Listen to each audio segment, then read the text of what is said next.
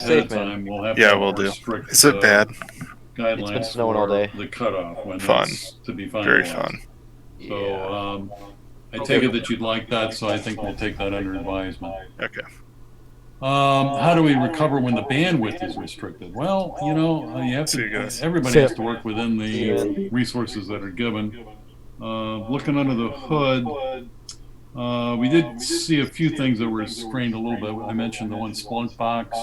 Most of the resources that we looked at in terms of bandwidth and so forth were actually pretty decent. So if it's a bandwidth issue that's occurring, I got to know a little bit more. Is that bandwidth from you to the station, you to the competition network? Could there be a bottleneck there, or is it something that's going on within the network itself? We monitor things. I didn't see anything that was compromised within our own network.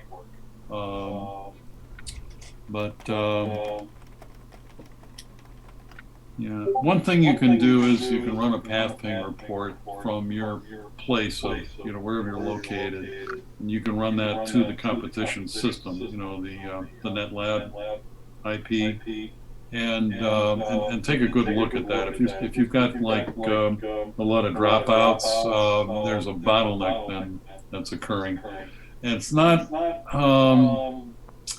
It isn't unusual. In terms of the nation, the worst is definitely California.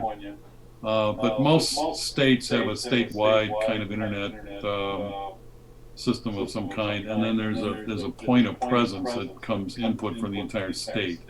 And that point of presence on the state can be a bottleneck that occurs. It's one of the reasons why we do this on Saturday. What was used against the Palo Alto to remove security policy? Well, that's a good red team question. If Rudy's willing to answer that, what was used against the Palo Alto to remove? Yeah, that frustrated me. Just for the red team, if they're listening in, I really appreciated that fight as the firewall admin, because in previous years I just never saw anything like that, and I was really baffled. We do have within the umbrella of the Chicago Red Team one of the world's experts on Palo Alto.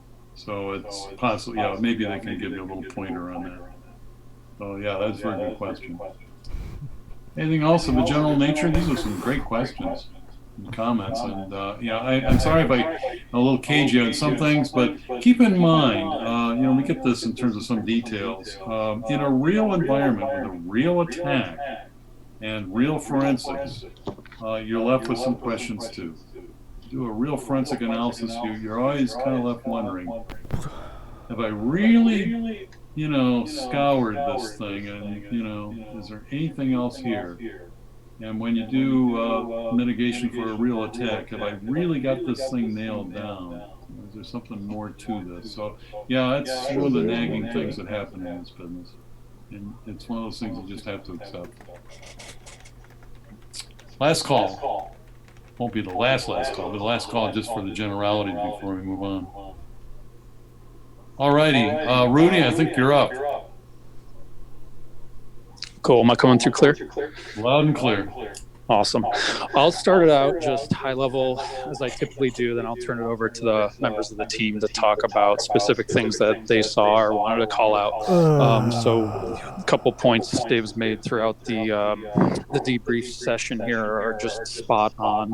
I think first and foremost, this is the broadest group that I think we've seen in at least my recollection, meaning there were a lot of teams, 20 teams, and they were across the board as far as how well they were doing with the competition. And I think it speaks directly to the amount of experience the teams have in the environment and their ability to take advantage of the tools that are at their disposal. So the thing I always like to remind everyone at the qualifying level is that the teams that tend to do the best against our activity are the ones that can reliably look at what the exposed surface should be to the scoring engine in the public space of the game, and then use the tools that they have available, like the Palo Alto and the Splunk, to either mitigate and shrink that attack surface down to the only 6 services that need to be exposed to score, or they're able to quickly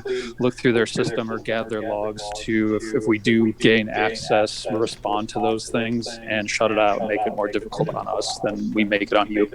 So that's a big thing. And then the other high level point that I'll make before I turn it over to any of the other members of the team that want to talk more specifics about what they saw is just about the game mechanic that we have here in the competition, where you can get points back from our activity for submitting incident reports. So of the 20 teams, there was probably only, I want to say 8 max teams that were submitting incident reports. And for those that did submit incident reports, the most important thing that we saw in those was just a lot of reports that didn't have any technical detail where we could corroborate, was this actually us or not? And a lot of times, things that come in as incidents are actually just misconfigurations to the ilk that Dave was discussing earlier based on some of those questions. And some of them may be attributed to activity that we have, but if you don't have a log trace or a source address or an IP address, we can't definitively validate that. So that's important to have. And then on the final context on incident reports, there's a lot of technical detail in there, but remember, those are going up to what would presumably be an executive level committee. So you really want to include in those incident reports, like the so what, as it were, of what's going on, like what's the risk, and then how did you fix it? A lot of times it was just a report of, hey, we saw this thing, we saw that thing. But does that even matter? What are you going to do to rectify that for the organization? I'm going to leave it there, and then I'll turn it over to anyone on the red team that's on the Zoom that would want to discuss what they saw in particular. So I'll pause and see if anyone else from the team has comments. Come on, red team, tell us what's up. Yeah, this is Michael. Can you guys hear me? Yeah, we can hear you. Sound like All right. Yeah, I just was gonna make a quick comment on default credentials. I mean, your usernames and passwords aren't the only credentials you have. So as you guys are getting in quickly, change like this root and administrator passwords. Don't forget about your other users and other ways to authenticate. So like in Linux systems, right? There's SSH keys and other things that are enabled by default. You're gonna want to take the time to check those, rotate those, because it could be another avenue for us to get in later. That was a very common theme I saw across. Okay. This is Nicholas. Can everybody hear me? Yep. Awesome. So I don't have, I only kind of have a couple particular comments. I do want to say though, I think we had a ton of fun today. It was really, really cool to see how, I don't know, advanced some of the teams were, and kind of they got right to what they needed to right away. And I think kind of just to reiterate what Rudy said, trying to cut off services and kind of function under this principle of least privilege wherever you can when provisioning your systems is huge. That pretty much stops us in our tracks. So that's it works here and it works in the real world too. So awesome job, everybody. Mm-hmm. Yeah, very good. Check your privilege. Dude, we that's a had nice sentiment. awful privileges. You should realize, teams should realize that there's a certain, I don't know, I sort of admire the performance of the teams throughout these things. So, I appreciate the fact that you've spent some work in preparations. Yeah. Anything else from the red team? Anybody else gonna chime in? I gotta turn up Nolan, or I gotta turn down Any Jim. questions for the red team?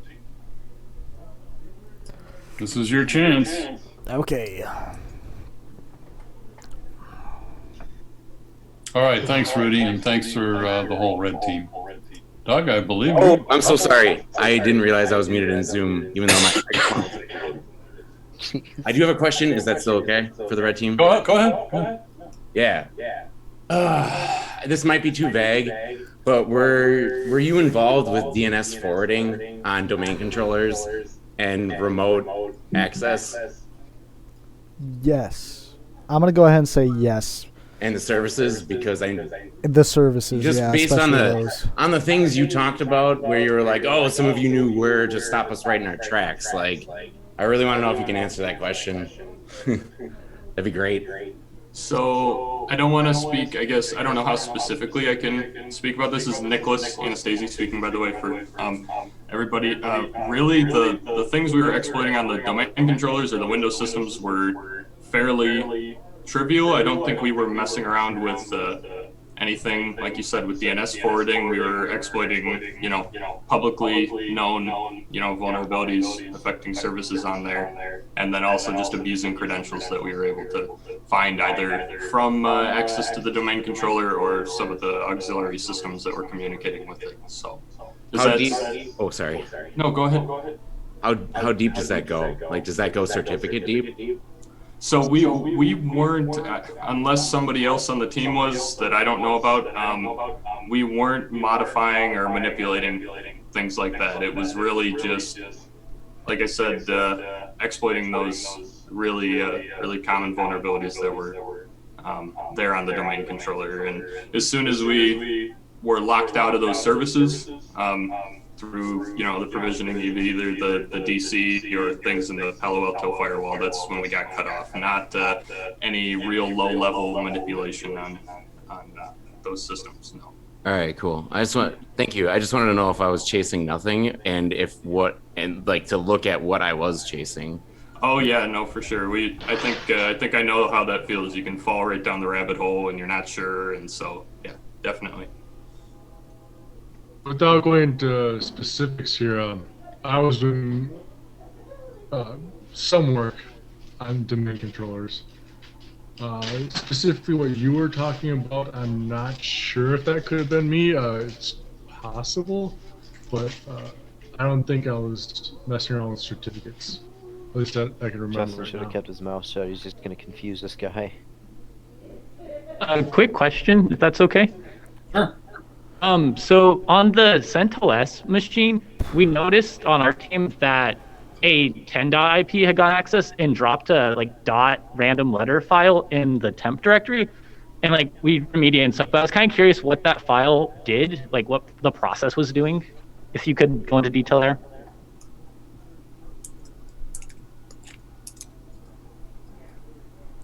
Sorry. Yeah, Go ahead, Mike. I was just gonna say it just beaconed home, so it was. Okay. Yeah. Sounds good. Yeah, it's hard to say. I think that's kind of a standard thing, is just making temp dot files to beacon home. You just kind of have to look at what's going on in your system, and find those types of files, right? It's part of the getting the attackers out. Thanks. We appreciate it. We thought it had something to do with that, but we weren't certain. We just wanted to clarify. Thank you. Yeah.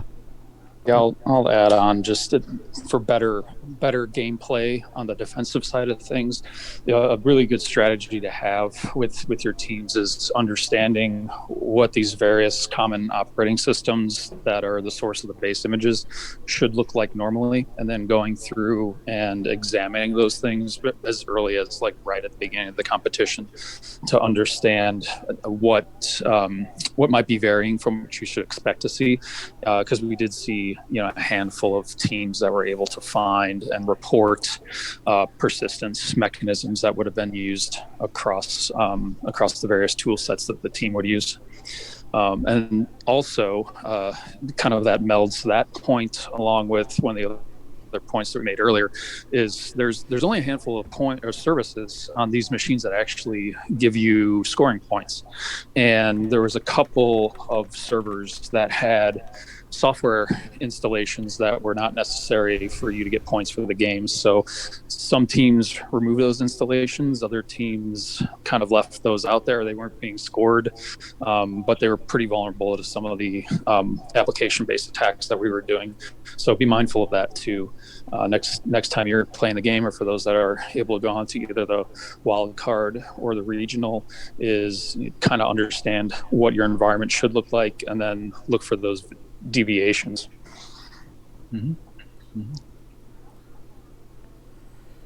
Oh, very good.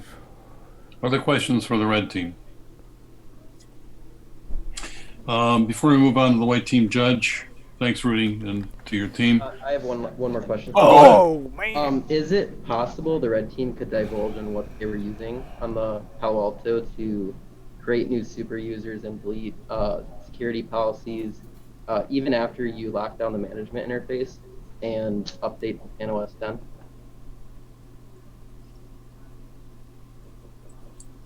Hi.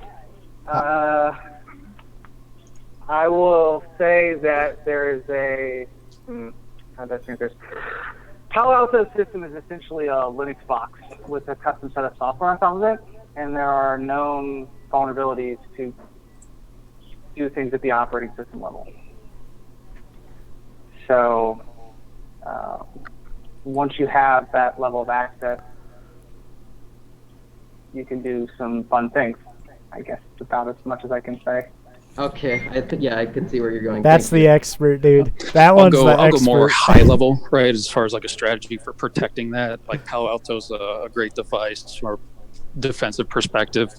But if you start looking at vulnerabilities that are posted on it, the OS, the PanOS, and then specifically like the web interface have a lot of posted vulnerabilities. So I think one strategy you could use is instead of using the graphical interface, try to get as much done as you can through the command line and lock down that graphical interface, possibly to only one machine. Probably the machine that would be the most difficult for us to gain access to, so that we can't pivot through it, et cetera, et cetera. So if I had to defend that, I would just go ahead and make sure that the only way to access the Palo Alto was probably like the most difficult path. Okay. And you use the Palo Alto to do that. So, and this might not be an answer, but this is just, this might not be a question that has an answer, but it's more of a technical question. Would those vulnerabilities be gained through a user account exposed already, or is that access through other means? Because I know for it's very hard when you're inside of the CLI that the Palo Alto device provides. It's hard to issue commands to the underlying operating system because like things like netstat aren't there. That's kind of a proprietary command on Palo Alto. I'm just wondering like what the process is for that, or if I wanted to research more post competition, like what a Google search would be that could lead me down the rabbit hole to maybe being better at it. So there are quite a few that actually recently got released publicly, Palo Alto Plus. If you go to their website, they have a security release, security advisory page that has what they've been patched recently, and a few of the researchers that found some of them have released information on how to utilize those. Awesome, thank you.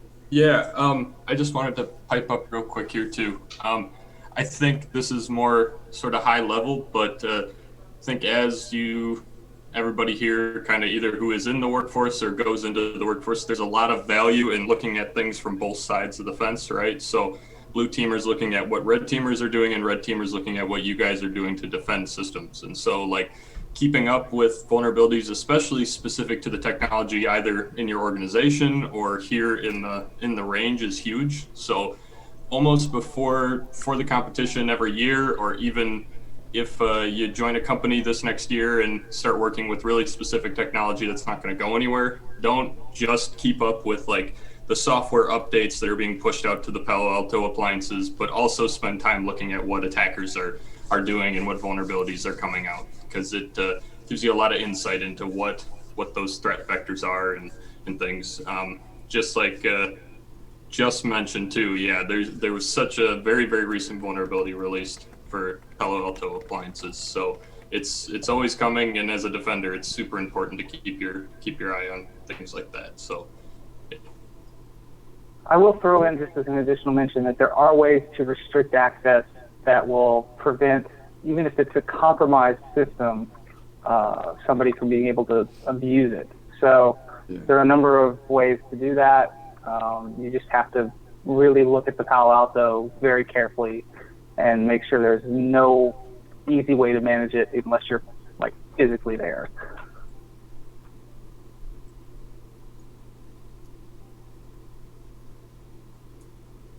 Hope that was helpful. Stimulating discussion, I would say. Certainly Any other stimulating. I have more of like a statement. Oh my god. I left a message for the hackers asking them nicely not to hack me, and they hacked me anyway. I'm very upset. No one cares, Joseph. Man, I should have just left a message. Sorry, this is one of the red teamers. Am I audible? Yes. Yep. Yeah. So this is Mike Dollar, and actually, that actually brings up a kind of a good recollection of results of a penetration test I was on. We were presenting the results to the team, and I know I'm guessing this is kind of humorous and facetious, but one of the the people on the receiving end of the penetration test was looking at the results and said, "Well, we can just stop this thing from happening with good, strong policies." And that's you're depending on people to be nice to. You're depending on you can see where that's going, right? Mm-hmm. So just to share that. Well, as long as everyone's nice to each other, right? Right. Oh man, this guy. What a character. A couple things here. Yeah, somebody texted and said, "Well, does the red team see messages that are coming out?" Yeah, you send to everybody. They're on this Zoom, of course. This guy wasn't keen on spoke to the red team. Oh man. Yeah. Kind of ask that question. Let me see. There's a few things on the chat that's coming in. I like these guys. They're funny. And we noticed users in our accounts that weren't listed in the team pack. Is it a good idea to delete users? Well, it's kind of it's a little hazardous because you don't know. You gotta kind of keep on top of that. You don't know exactly what users you might come in and look for to try and authenticate. So yeah, you got to drill down. As long as it's it's something that's like from the viewpoint of services that are an orphaned account. Of course, it's a good idea to delete them. Is it possible default user in the team pack could be connected to the red team? Yeah. We basically publish the team pack, and the red team gets the team pack, so they know what the layout of the land is. They know what the public services are supposed to be. Yeah, they get the default credentials as well. So beware. I'll make a practical point against credentials since it came up. And anytime you have a system that you cannot ensure has been compromised, or you think it's known compromised, if there is a credential on that system, you should force it to be reset. So within the context of the game, that creates a little bit of a chore, but just a rule of thumb from the industry is once a credential is on a system that's thought to be compromised, it's as good as ruined and should be eliminated. So. Yeah. I also have a comment on Team 18. They asked about the flapping service and so forth. When I looked at the logs, the flapping was infrequent as I take a look. I mean, it was up. The service was up most of the time. Yeah. And when you did get a failure, it said timeout. So, yeah, it does kind of indicate the possibility that there may be some bandwidth problems that are occurring. That the traffic is interfering with ability to make connections properly. All right. Thank you. That's on. Oh my God! Just killed. Who's Carl Weezer? All right. Other questions? I think it might be a troll. Last call. Isn't Carl Weezer the guy from Jimmy Neutron? Yep. Exactly. All right, Doug, I think you're up. Hey. Excitement. Okay, Dave, can you hear me okay? Absolutely. Coming through loud and clear. Okay, great. Well, just a couple of... Wait. I have a question. Winners and who placed. In general, teams run the gamut of really great inject responses, and of course, then there's the teams that don't do that great. In general, the inject response, and we emphasize this business memo thing, which is probably you see that in almost every inject, is give your response some structure. And so, oftentimes we ask for screenshots to validate that things were done or things are running, that kind of thing. Structure your document, tell the reader what it is they're reading. Just to plop a screenshot in there, and then we've got to go look at it. Oftentimes it's not that clear. It's tough. So, a couple sentence description before it's saying, hey, the following screenshot illustrates the fact that NTP is synchronized, or, whatever it is. If we're asking for information, and a good example would be in these various kind of asset inventory assessment sort of injects. Maybe you're using Nmap to evaluate open ports on servers and that kind of thing. You wouldn't give upper management the raw Nmap data. Put it in a nice simple table. It's much easier to see and much easier to read. So the more you give a structured document that's got some form to it and guides the reader through, here's what I'm reading, and validates that you're following the inject, makes it a lot easier for the judges, and more likely you're going to get full points because we're not going to overlook something because of a confusing document. And just sending us a screenshot, just boom, out of the blue, doesn't get you many points. Because if we got to sit there and kind of squint and look at it and say, "Gee, I wonder what it is they think they're it's I'm imagining they look like Larry, where they're looking out the bottom of their eyes. And use your business writing skills. That helps. We'll just have to huddle around you. That's right. And so with that, it was interesting with how the teams kind of flowed. So right about noon was the breaking point. How the teams were bubbling up in the first 4 places, let's say, overall, that changed right at noon drastically. And then those first 2 place teams overall maintained their positions throughout the rest of the competition. The jockeying for position was down in 3rd and 4th and 5th place kind of activities.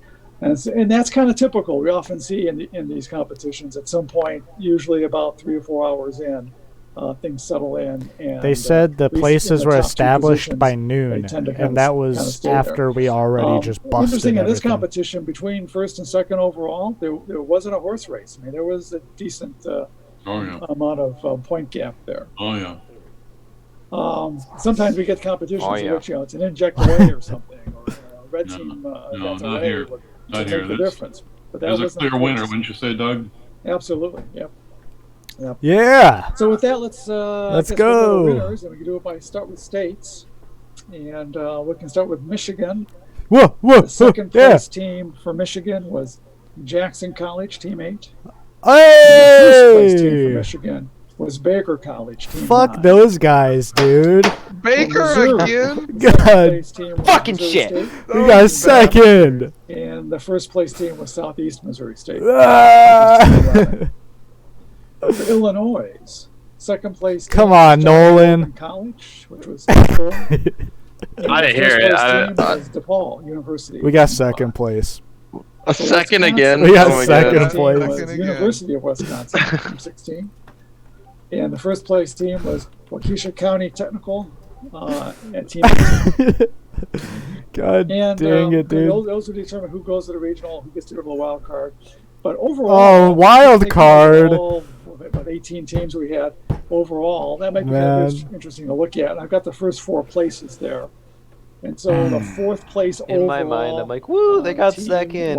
No. They gotta go to the wild card. No, dude. That's what Sean, remember earlier when I said out of Illinois. I don't want to get second Second place, place, which means we're going to Missouri. get second place? Team 11. Dude, I And wish first we place like team overall was we DePaul. freaking said like we'd rather have 3rd or 1st, like no. No. Or even just like no place. It's a sick fucking game, dude. Congratulations. everyone. I would They say force you looking into at the this top shit. scores, Pass the there's wild some card. pretty Who is clear calling? separations. The difference between I mean, you guys can pass on it, I think. God damn it, dude. But that's But it has to be like a full team vote. God damn it. So congratulations. I'll to take on the wild card by second place myself. winners Of the state that will be eligible to go to the wild card competition. What a sick joke. I don't know about you, but I'm leaving that Zoom call now. That's all I need to know. Yeah. Top 4 overall. Are there any general questions that we have for the chief judge?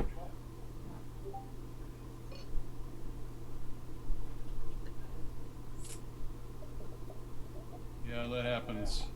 Sometimes we announce the winners and everybody's kind of Everyone left. strung out by the end of the day here.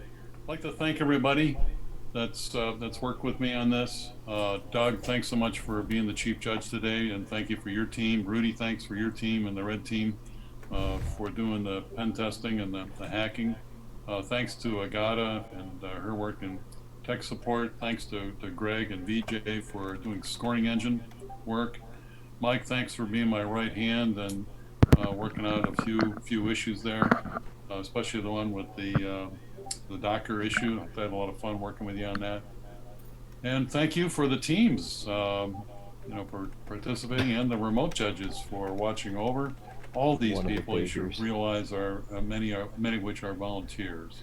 Ben, what year is that? Together to make for a really nice event.